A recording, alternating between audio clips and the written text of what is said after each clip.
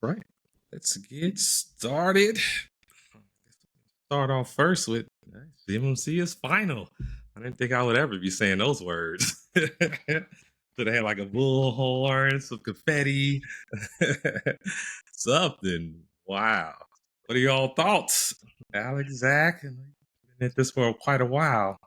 I've been waiting for it, preparing, and it's here, so I'm ready. It's here. Are you ready? Gonna find out. Been a long time in the making. What's your reaction? Did you celebrate, Zach? I think a lot of people may have lost money today on bets that they placed a long time ago about saying that CMMC is never going to happen. That the DoD would never actually do something that's going to be so expensive and damaging to small businesses. Well, happy Title 48 Day to those that celebrate. It is in fact real now. So now we need to figure out what the next steps are and how to advise people to cut through all the BS that I'm sure is being written right now by the marketing organizations to scare them into getting certified tomorrow. And go from there. As we've all seen, there's a lot of we'll just say misinformation out there. Yeah, in the space. Yeah, absolutely. So hopefully we can help clarify some of that and let people know exactly what clear next step should be. Doesn't bankrupt them. Okay, let's jump into it.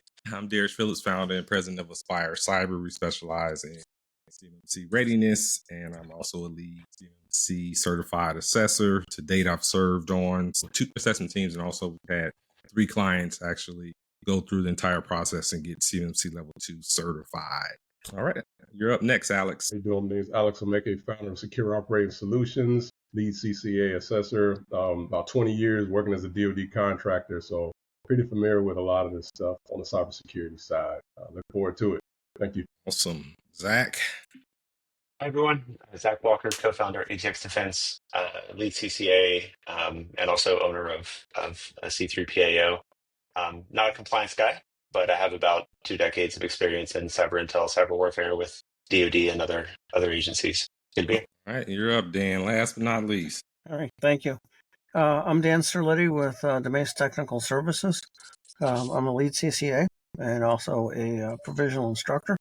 I've been in the CMMC ecosystem since there was no CMMC ecosystem in the fall of 2019. I've done 7 JSVAs and 13 CMMC Level 2 assessments this year. My company provides cybersecurity consulting services to get companies ready for CMMC. And we work with other C3PAOs to provide assessments. Awesome. Wealth of experience that's going to be sharing their insights with you all today. Let's dive into it. Our agenda for today, we'll look at the cyber threat framework, your level, path to certification, rollout, and then leave you with some clear action items, top 5 recommendations that we have for you to get started. So I want to kick off, hand it over to Zach. So Zach, you haven't served in the military, 23 years, recently retired? 23 years, and also during that time served at the CIA and NSA. Give us some insight into the cyber threat that defense contractors face and why this CMMC program was not optional for DoD. Thank you for that. I do think it's important to start with this for context, because as the rule comes out and businesses realize that it's real and they all get wrapped around trying to make this happen and the insanely high costs that are likely to come with it for many organizations, unfortunately, it is important to know that we have this for a pretty good reason. My understanding is that it goes back in many ways to the 9/11 Commission report saying that we need to do a better job of marking information and sharing it, which of course led to the creation of the CUI program, and then the DFARS 7012 clause, and then this whole 6-year adventure that has been turning CMMC into a reality. And it is very real, right? I mean, there's a reason why a Chinese fighter plane is almost identical to an American fighter plane, not because they love the U.S. Air Force, although maybe they do. I certainly do, having served in it. But most likely it was because it was really easy for China to steal plans and other information from the defense industrial base. I mean, we all know the stories, right? We know how from large to small organizations have been compromised just over and over again for the past couple of decades. I also had the misfortune of working the Edward Snowden compromise when I was at the Pentagon, and a similar kind of idea, right? The bad guys, they have this information that we have that's very sensitive, and they can certainly use it. I would say China is among the best in the world at being able to use information and leverage it. Brilliant capabilities to use information against us. What is the threat? Reducing warfighting capabilities. Organizations that are providing either hardware or software, whatever that may be, to the Department of Defense. If that information is leaked, if vulnerabilities are identified, again, it's the opposite of the intelligence game that we play. We're constantly trying to get information about vulnerabilities in enemy systems, and so they're doing the same to us. And if it's easy to just hand it to them by getting it from a div contractor, then we're in trouble. It will weaken our technological superiority, and it may not be very quick. It may not be something that is noticeable right away. But like I mentioned before, the Chinese fighter plane that looks just like the American fighter plane, not that they were able to build something similar to ours. I mean, that's fine. That's fair game. The fact that they can do this with spending a fraction of the R&D. I mean, what if we spend on F-35 like $1 trillion? If they can just walk in and take the plans? I mean, it's like cheating on your homework. Good return on investment for them. Yeah, great ROI. I mean, that's pretty awesome. Someone's definitely meeting their KPIs, hopefully get promoted. But it's just devastating for us in the much longer term. And it's not just the defense property. Certainly, if an organization does have their system that's that easy of being compromised, it's very likely that bad actors would take company proprietary information in addition to anything that is intellectual property that's being used for the government. And then finally, just the compromise of national security information. You know, those of us that come from the classified world, I think, find it kind of funny how we treat CUI, because certainly as a Govy, you mishandle CUI like it's going out of business. I don't think I've ever met anyone in the government that's been had a slap on the wrist for egregiously mishandling CUI and blasting it out to thousands of people with private email addresses. But it's a different set of rules. If you're not a Govy, it's a different situation. So if you are an organization that has been entrusted with national security information, even if it's not classified, even if it's just controlled unclassified information, the government has gone to the point of saying that this is sensitive information that needs to be protected. And even though they're not going to have any ramifications for mishandling it, unfortunately, the way our system works, you absolutely are. And certainly not to get to fear, because I hate that. But when you read about these False Claims Act stories that come up from DOJ, we're talking multi-million-dollar lawsuits because an organization is like, I don't want to follow 800-171. So it is real, unfortunately.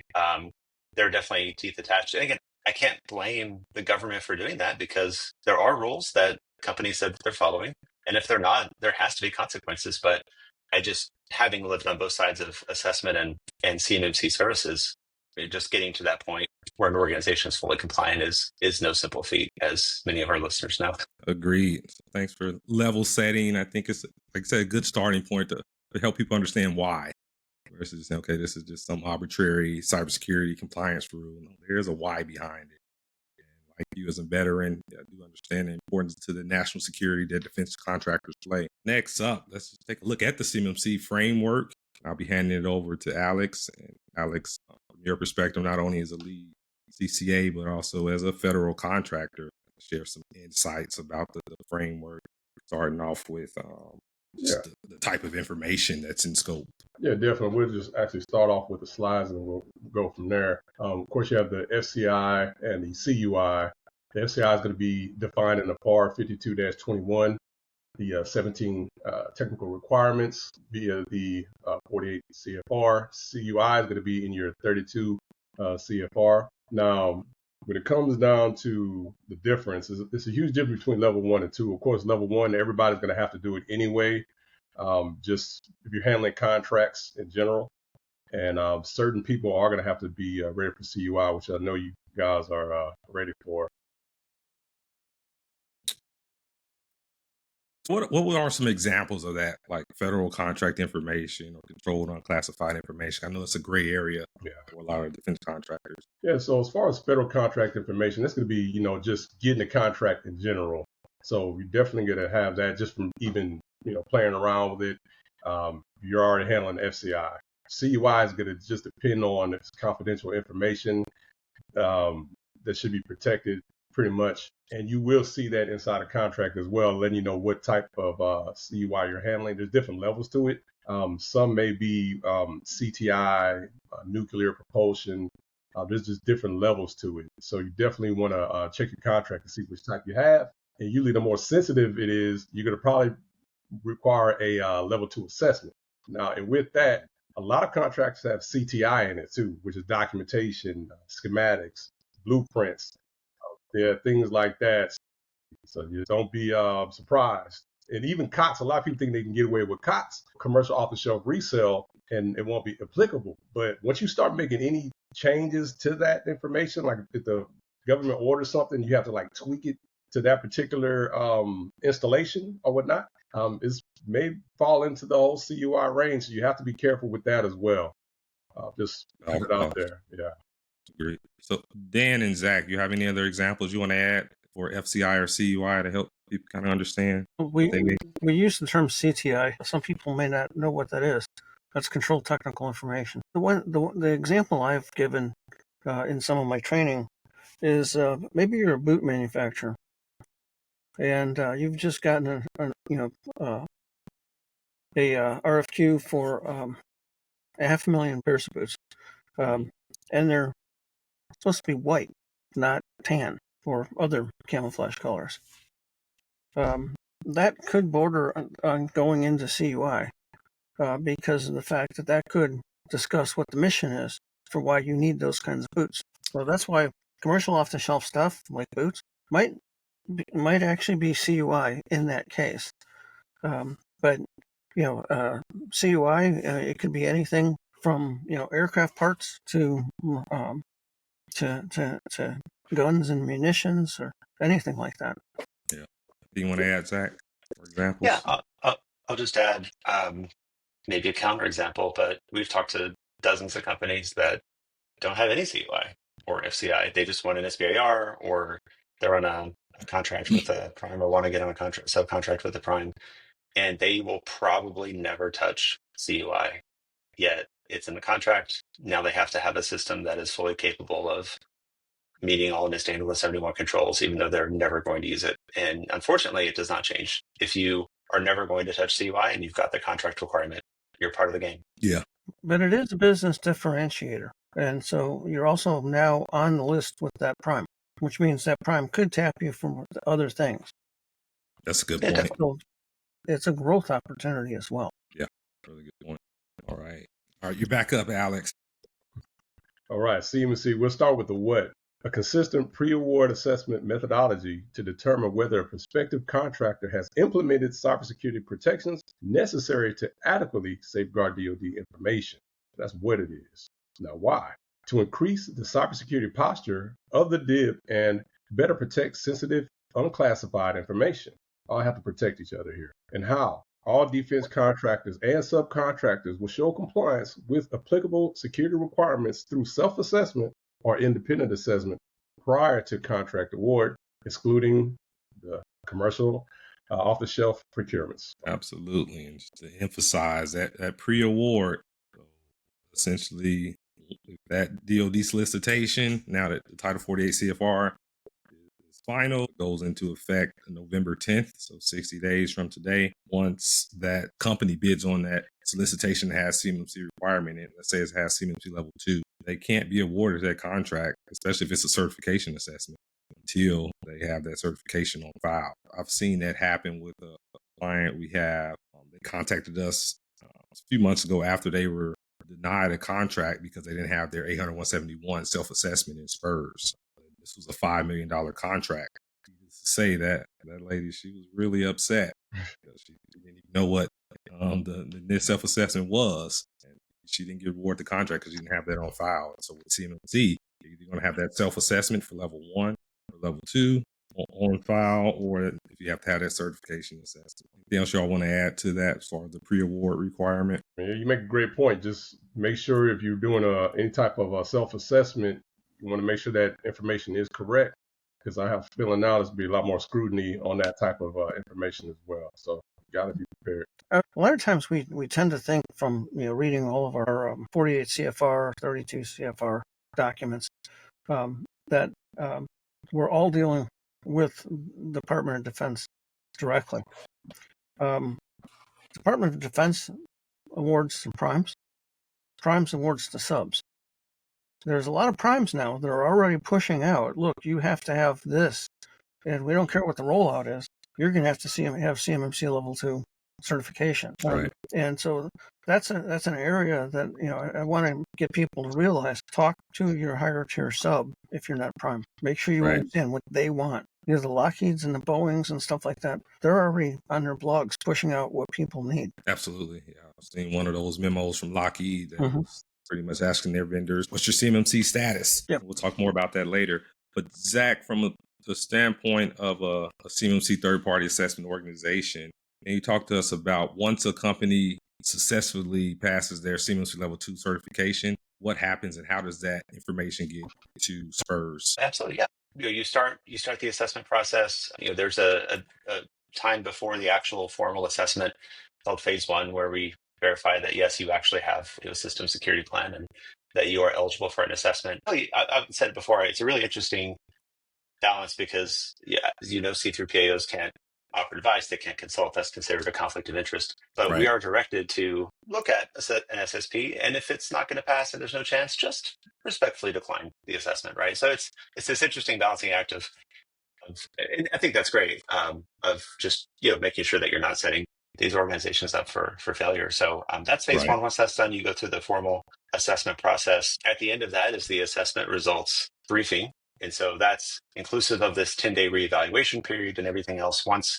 there's a final set of determinations made, then you've got the assessment results briefing. And that's when typically an organization will have to be told if they pass or didn't pass the assessment, what controls or objectives they missed, if they're POA&Able, if they're not POA&Able, and then where they go from there. But assuming that a client or an OC made it through, perfect score, no issues whatsoever. Once the assessment is done, there's a system called EMAS, which I'm not really sure what it stands for, but it's definitely where dreams go to die. It's very hard to use. And sometimes it just doesn't work at all, but it's fine. It's a DoD system, so it doesn't have to meet any kind of availability requirements. We upload all the results. There's a big spreadsheet. We upload a certificate of CMMC status. We upload the assessment results briefing, and then eventually get to the end, and we get some information that we can share back with the client. We can share a certificate. We can tell them that they're CMMC certified, and it'll typically say, like, let's say a client got their assessment results brief today. We put it in to EMAS. Typically, it will say your CMMC certification date is September 10th, and it'll expire September 9th, 2028. So, 3 years minus a day. And then from there, and this is actually pretty nifty when it works, EMAS will actually reach back to the supplier performance risk system and update that, which is why it's so important for cage codes to be correct on assessments, because that's how it works. It'll go back and update that cage code, showing a successful assessment. So user will need to log in, affirm that they have received that assessment. And then once they do that, they're marked as a successful CMMC assessment and good for 3 years. It's really, DoD has made it, for the most part, a relatively seamless process whenever all the systems work. But I think of note, as far as I know, there is no way for anyone that is not the Department of Defense to look in SPRS and see what your score is. And I think that's why,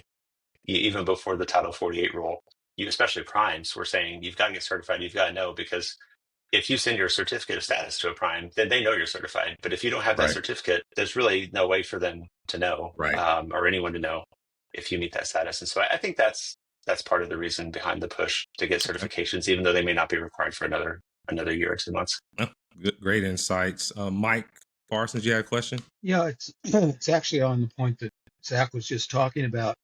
I've heard on more than one occasion that the arrangement that a contractor has with their prime is a business arrangement, and so the prime can ask them to do just pretty much anything they want, within reason, of course. But the contractor can't push back and say, "Oh no, I'm going to be level 1. I don't need to be level 2." And go through that expense. They're going to say, okay, fine, you're not on the team anymore. Exactly. You're gone. Right. So, like Dan mentioned, a differentiator. Yeah, and they're out there actively polling all their subs to make sure that they've got their team together, because when the shoe hits, they're going to be ready to roll. Right. Mitigate their risks. Absolutely. All right. So I touched on a lot of these already. This one's one like the subcontractor, the flow down requirements, and 48 CFR rule talked about that as far as how it's up to that prime. They're responsible for verifying that their subs have the appropriate CMMC level for that contract. And you're a sub and you have other suppliers that you're sharing FCI or CUI with, you have that responsibility of their CMMC status. So, next one, just quickly highlight some of the existing requirements for DFARS. We have that DFAR 7012. So really it all maps back to this DFAR 7012, which has been in effect since 2017, and which imposes a requirement for defense contractors to fully implement 80171 at a minimum. But prior to the CMMC rule going into effect, then a self-attestation. CMMC is shifting from that trust then verify to verify first, then trust. That's a big shift. FAR 7019, that's the requirement to submit that self-attestation in SPURS, been in effect since 2020. FAR 7020, that's what gives the DoD DIPCAC, their assessors, the right to perform assessments. So they can just call up a defense contractor and say, hey, we're going to be there on site in 2 weeks to perform 80171 assessment. So all of these are existing requirements. The new clause effective November 10th, 2025 will be that 7021, authorizing the DoD contracting officers to enforce CMMC. Anything y'all you want to add? Any questions about that? Did I miss anything? Just say that 7020, yeah, that's pretty serious. You want to take that one very serious where they can just show up, signing off on that one. That's all I have to say. Yep, absolutely. Know some organizations who have been through those assessments, DIPCAC, so Defense Industrial Base, Cybersecurity Assessment Center. It's existing requirements. It highlights that CMMC in terms of the independent verification by the third party assessment organizations, the C3POs, that's going to be new. But what they're trying to verify compliance with, December 2017, I think this one's up for me as far as your CMMC level. Touched on that earlier, but more impact. So who's impacted? Those contractors, those primes, and then also the subcontractors. So systems that are handling, process, storing, transmitting federal contract information or controlled unclassified information, FCI or CUI. It's going to apply to new DoD contracts, task orders, delivery orders. And then we mentioned COTS is exempt, commercial off the shelf. The caveat, once the commercial off the shelf items are being modified per the contract requirements, now that's no longer COTS. It's customized for the DoDs. Now you're at a minimum dealing with FCI and potentially CUI. I would understand that distinction. I know also in the 48 CFR rule, it mentioned fundamental research for those higher education institutions. That is public information. It's not FCI or CUI until that is triggered to where it can become FCI or CUI. They're starting to do custom research for the DoD, then now that's no longer fundamental research. So Fire Cyber, we work with a lot of research universities, those R1 institutions. Fundamental research is a big area for them and concern as it relates to CMMC. So yeah, as long as it's not altered or customized to the DoD, then it may still fall into that bucket. CI or CUI. But here we go. So yeah, level 1, 15 requirements. Annual self-assessment. Requirements are taken from FAR 21. And as Alex mentioned, that FAR applies to all federal contractors. As of today, other federal agencies are not requiring knowledge as far as a attestation annually, pretty much just by that federal contractor signing that contract and invoicing the federal government. They're essentially attesting to compliance with the FAR 21. CMMC is going to require that annual self-assessment and affirmation from an affirming official who's responsible for CMMC compliance in that organization. Level 2, we're going to graduate 110 requirements. So from 15 to 110, now you're likely handling controlled unclassified information. At CUI, at that point, you're going to need a self-assessment, or it's going to be an actual certification assessment performed by years with an annual affirmation by that affirming official. Right now, CMMC maps to 80171 revision 2. There's a class deviation for that, but I think they're probably starting a rule making pretty soon, DoD, to map to revision 3. That's the current version. Last but not least, we have that level 3. You're at that point where you're handling that sensitive, still CUI, but it's just probably the most sensitive type level of CUI that DoD shares with contractors. Now you get a bonus 24 requirements, which are taken from 800-172. And then those assessments are only performed by the DIPCAC. So the DoD assessors every 3 years. Caveat with that is these levels are cumulative. So you have to achieve that level 2 certification before you can even reach out to DoD and say you're ready for the level. They're just going to be assessing those 24 additional. Pause there for a moment. Any questions? Anything you want to add? I don't know if you mentioned it, but the level 3, the 24 requirements that aren't in level 2, you have to get CMMC certified first by C3PAO, level 2, and then get DIPCAC to come out. My understanding is they only look at the 24 requirements. They don't go back and adjudicate the other 110. So for those of us that, whenever we hear the idea of the DIPCAC assessment, we kind of get a little tense inside. They're only looking at 24 things. Also, maybe about a week or two ago, when the Golden Dome guidance came out, which again, $1 trillion opportunity, using many words, essentially said that CMMC level 3 will be the requirement for Golden Dome. At least that's the interpretation from a lot of folks in the community. So if you're interested in making money and keeping America safe from rockets, think about CMMC. Yeah, that's a good point. All right, moving on. So again, what level you're going to need, that's going to be in the DoD solicitation. And again, it ties back to this 48 CFR rule, which gives the contracting officers the authority to insert the CMMC into the solicitations for DoD. It must be met prior to award. Remember, you can bid on that solicitation that requires let's say if it requires a level 2 certification assessment.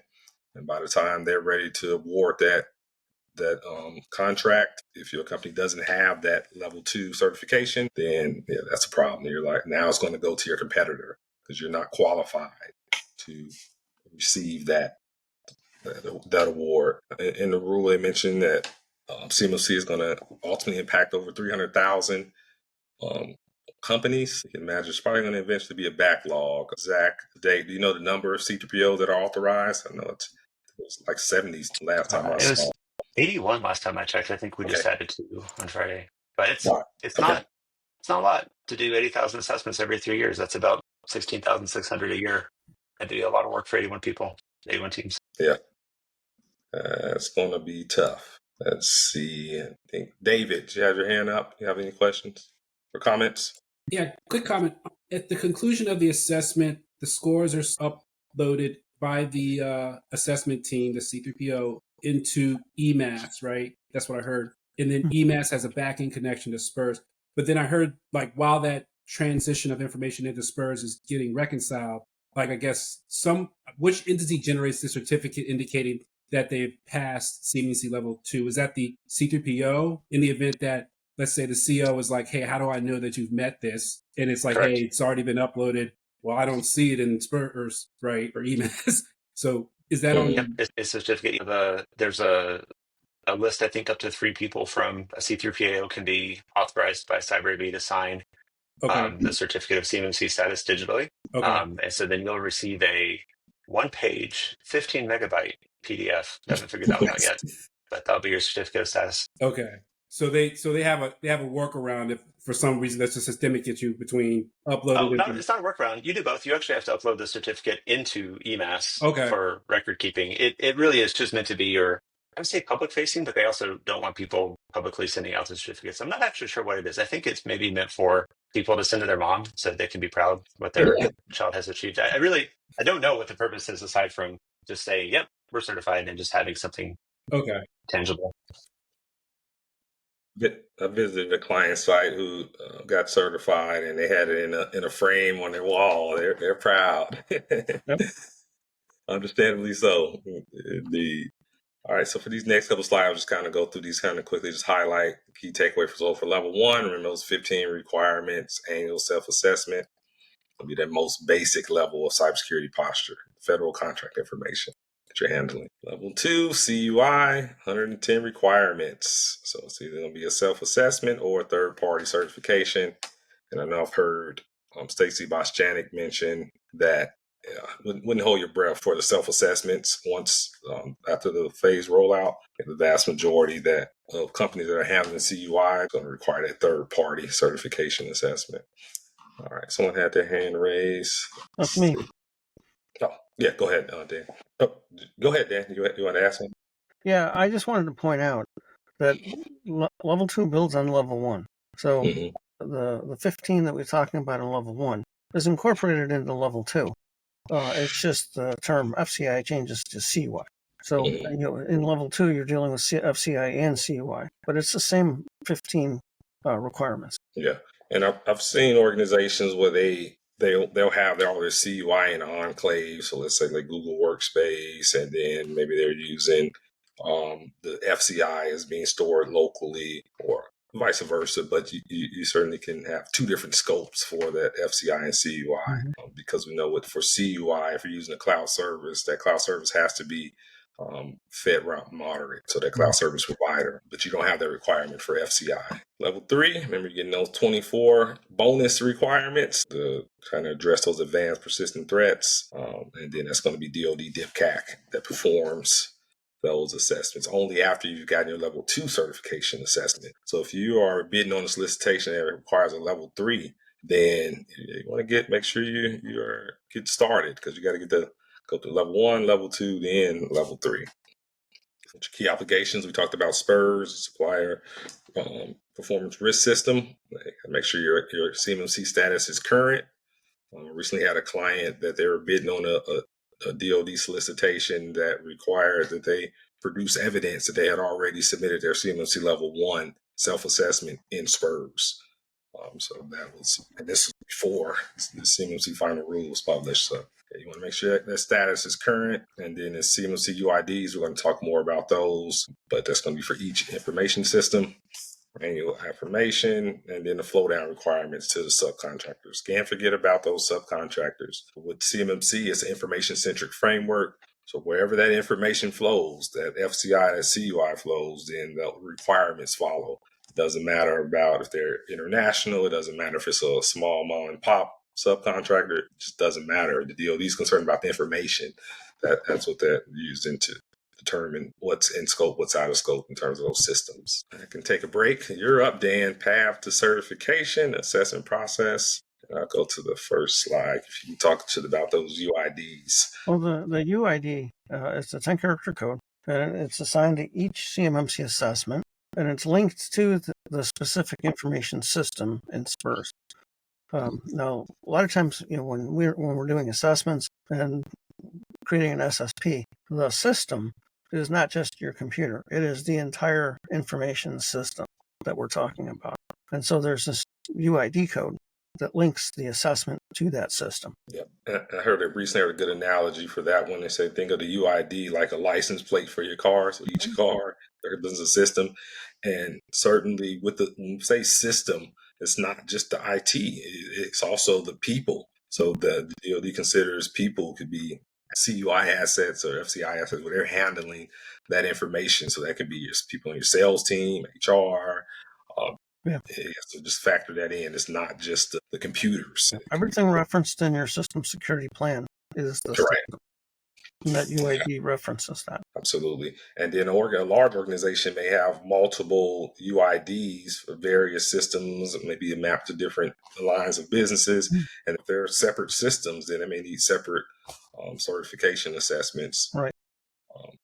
Zach, from the C3PO perspective, how you all handle that, I guess, is this UID going to replace cage codes, or still going to be cage codes and these, or how's that going to work? As far as I know, cage code is critical for you to have a SAM.gov account and to bid on government information. I don't think that's going to change. That's why I mentioned earlier that the cage code is so critical to get correct. There's been a lot of discussion on the C3PAO calls about cage codes that were wrong, or they didn't mention a higher level organization cage code, or they realized that actually this other one should have been in the assessment scope and isn't, and how do we add it after the fact? And so just take the time to make sure that you're really thinking about, okay, every single cage code, every organization that is using this information system, make sure it is included in part of the assessment. In fact, there's actually like a multiple page addendum. I mean, you could theoretically have 50 cage codes in a single assessment if it was a larger organization.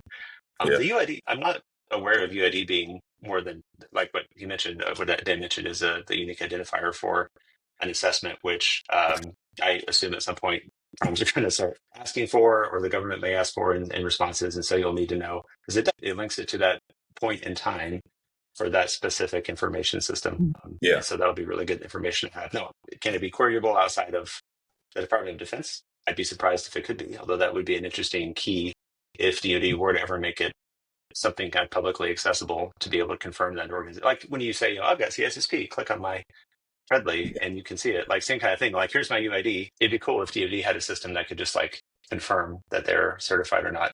But there's some ideas. Anyone out there listening from the Department of Defense? I'm sure it would only be about $60 million in 8 years to get that system in place. But no, that's a good point. So yeah, it's the UID is not going to replace the cage code that's separate. This is really tied to the actual assessment that was performed. So whether it's that self-assessment or certification assessment, how the contracting officers are going to be able to track it within SPURS. And I think in the rule they mentioned, like when you're awarded a contract, that contracting officer is going to be required to look and see the system you're using for this contract, what's the CMMC status in terms of the assessment for that system. Next one. So this one I'll talk to real quick, Dan. This is just essentially how Aspire Cyber approaches our readiness engagements with clients. Typically, like a client will come to us and they may already have started at just the number we're doing an assessment, and I always take them back to doing the pre-assessment first. So at that point, where they're identifying their contractual clauses, FCI or CUI, that's in scope, certification, assessment boundaries, doing a network diagram, all of the groundwork, the foundation is. If you're just jumping straight into a gap assessment, you don't even know your boundaries. You have to really define what's in scope, what's out of scope. So likely that gap assessment is not going to be accurate. And then also should be doing a risk assessment too before doing that assessment, so you can see how you're going to address certain requirements per your organization needs and risk appetite. Once we've documented those deficiencies per the gap assessment, now we're focused on the remediation, implementing the requirements to make sure they're meeting the 800-171, and then documentation. This one, at this point, we can start finalizing our documentation, system security plan, policy, procedures, so forth. And then that last phase where everyone's happy when they pass is that certification phase. Once they go through that certification assessment, prior to that, we'll do a mock assessment for our clients to make sure that they're ready for game day.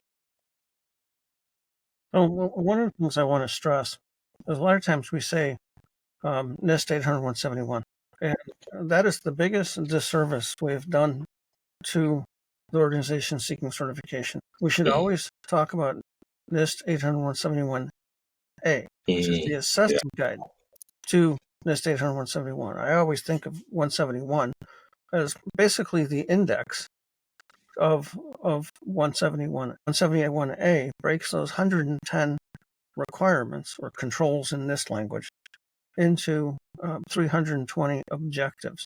And that is what an assessor evaluates you on. We do not evaluate on the 110 requirements. We evaluate you on the 320 objectives. Your SSP that you create should be based on 320 things, not 110. Right. Even the email spreadsheet that we fill out as an assessor has 320 lines that we fill out. So when you're doing the pre-assessment, the gap assessment, remediation, and creating your documentation, that piece should be thinking about that. Then when you bring in between the documentation and certification, that's that whole assessment process. The assessment process oftentimes is a week-long, I call it the interview week, but it actually starts earlier because you have to do scoping with the OSC. You have to verify that they are ready, that all their documentation's there, their artifacts are there, all that type of stuff, so that during that week, you can have a productive week versus maybe finding them not met. Really good point. And I prefer using the CMMC assessment guides because it combines the 800-171 and the alpha, but you can't look those assessment objectives. And that's another thing I discover oftentimes when clients have already done a gap assessment prior to contacting us is they've used 800-171. Mm-hmm. If you forgot about those assessment objectives, then it's not going to be accurate. Because, for example, the 3.1.1, the first requirement for level 2, it has 6 corresponding assessment objectives to the requirement. So let's say you meet 5 of those 6, that requirement is not met because you didn't meet all of the assessment objectives. If I could speak on that, that's kind of a pet peeve of mine. Is there's a lot of solutions out there. They're like, we'll get you 80% there, we'll get you 70% there, we'll get you 90% there, and what's the difference between an organization that has met 0 out of 320 objectives and one that's met 319 out of 320? Nothing. Actually, there's nothing. Yeah, they're the same. Neither of them are going to get a certificate of CMMC status. So I just want to make sure people know this is not an ATO for a federal organization where you can miss some stuff. You can miss things, but you still have to get reassessed. If anyone says that you can become CMMC certified with anything less than a 100% perfect answer to all the objectives, you should end the conversation right there because they're lying to you. Right. And I think, unfortunately, there's a lot of these partial solutions that intentionally don't do the hard parts that claim that they are a quick and easy answer, and you just have to have buyer beware. Ask your prospective vendor how many clients they've gotten CMMC certified. And if the answer is 0, then you know. Yeah. So you have to do your due diligence. Absolutely. So next up, we're going to, Dan, touch on POA&Ms real quick. So if a company's not ready. Sure. Hopefully this happens during your mock assessment. You do a mock assessment, you find some deficiencies, and you create POA&Ms, which are a plan of action or milestones. It's essentially a list of the things that you need to do, how you're going to do them, and what is the milestone to achieve it. You need that done before you have the assessors show up for your assessment. Okay. Now, if the assessors assess you and there are some 1-point requirements that are not met, those can be put onto a POA&M, and you would have 180 days to resolve those. Now, you have to have a score of 88 or above to be eligible for that, and they can only be the 1-pointers. And so basically, the 1-pointers are usually pretty easy to do, although sometimes they can trip you up. If you get an 88 or above, we can go into the POA&M route and give you a conditional certification until you get your POA&Ms cleared out. The way you do that is you call up your assessor, and they will do a delta assessment on the requirements that have POA&Ms. It's not a horribly hard thing to do, but it just delays your actual real CMMC certification. Everyone should go in with the plan of having a 110. Don't go in with the plan of using the assessors as your final consultant to let you know what gaps you have. Yeah, that could be expensive. So Ronnie, I see you put a question in the chat about how do you assess the scope if the company doesn't have any DoD contracts, they don't process FCI, CUI, and to get certified, be ready to bid on future contracts. So I know, Zach, you have experience with clients that's in that position. What are your thoughts? I've had that. So the 320 objectives, which is the 110 requirements, are really not based on any level of CUI. If you have CUI, no matter if it's basic or specified, you still have to meet all of them. So as an assessor, I'm assessing everything. Areas that I would be interested in is making sure that they're like login banners and stuff do bring up CUI.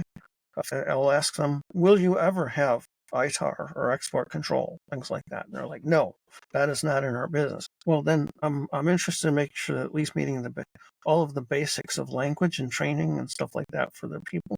The scoping really is about what are CUI assets if you had CUI. So if you had CUI come into your company, what machines would they go on? And what are your security protection assets? The scoping guide, I highly recommend everybody go read the CMMC Level 2 scoping guide. That will help you understand what the scope is in terms of the types of systems that you have. And then you decide if you're going to do an enclave or an enterprise. Yeah, good point. All right, get ready to close out with the rollout and next steps. We have the phases. All right, so effective date for this 48 CFR is November 10th. So that's the day where the rule goes into effect. Phase 1 is going to be level 1 and level 2 self-assessments. And then 12 months after phase 1, We have solicitation of requiring level 2 certification assessments. As we previously mentioned, those prime contractors are not likely going to wait on these phases. They're going to be wanting to see their subs already having level 2 certifications completed prior to phase 2. Phase 3 is going to have level 3, and then by phase 4, the full implementation, where they see that all DoD solicitations and contracts will include CMMC level requirements as a condition of contract award. DoD they have the authority to implement these CMMC requirements in advance of the phase rollout. So you can't just rely on waiting on that phase rollout. So does that mean that DoD could put it into a contract on November 10th for a CMMC certification? Because that's how I read it. I mean, that'd be kind of a not nice I wouldn't move, be surprised to see that. Yeah, I would not be surprised at all. So just some quick next steps. One thing to remember, let's say you get a 5-year contract and you think, hey, I'm golden. All I had to do was do a CMMC level 2 self-assessment. I don't have to worry about it for 5 years. Well, every year you have to go and self-assess. But if you get a modification or a new task added to that contract, guess what? They can put in the actual C3PAO assessment. So don't think that if you get a contract in this first year, you're good for 5 years. Yep, absolutely. Clear next steps, your data. What data are you handling? If you don't have FCR CUI, look at your contract. Does it say you have the requirement? Like Zach mentioned earlier, clients where they don't have FCR CUI, however, their contract requires that they at least have a system that could handle FCR CUI if they ever were to get it. We need to know what that level is. And again, it'll be in the solicitations. Probably most importantly, engage leadership. Make sure that leadership's on board and understand this is not just an IT problem. This is something that's going to require the entire organization to be on board, because there's requirements around physical security, personnel security, and other requirements that's not specific to IT. And just some key takeaways. We all can just chime in on this one. Anything I want to leave people with, some action items or tips as far as they're embarking on this compliance journey? Gap analysis, very important, and scoping. Please, gap analysis. Yeah, scoping. Scoping, start with that so you can narrow it down, but do that gap analysis and make sure it's right. Make sure it makes sense to you, every single question, just in case you're, there by yourself.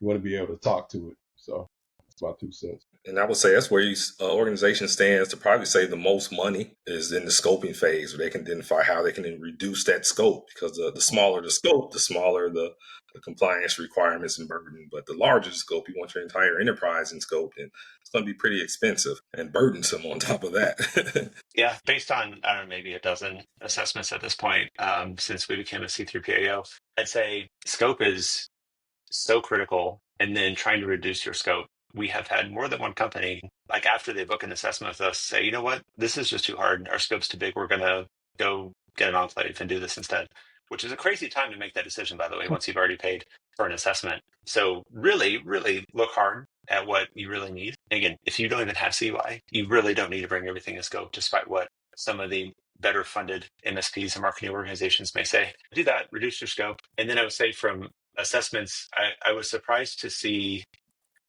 massive publicly traded companies you've heard of, for example, not realizing that you can't put CUI in commercial Microsoft 365, which is crazy. Like 5 minutes of Googling or Binging, whatever, could have given me that answer. So don't assume that you're going to get this right just because you're a big company. We have another example of a really sharp, amazing OSC that has been through basically every other compliance regime under the sun, aside from CMMC. They did a mock assessment with us first, and they bombed it because they did not understand all the nuances of CMMC. So that's the other part. Again, not to try and spread fear, I really hate that, but I have seen that if you don't know what CMMC is and you don't understand these controls and objectives, it is going to be difficult to just come up with an answer for a complex system without someone that does understand what they're asking for. Because there's not like the idiot's guide to NIST 171A. It should be like NIST should have that, or someone should make that like actual English translation of what they mean by whatever they say in there. But yeah, I would say that's some of the big stuff.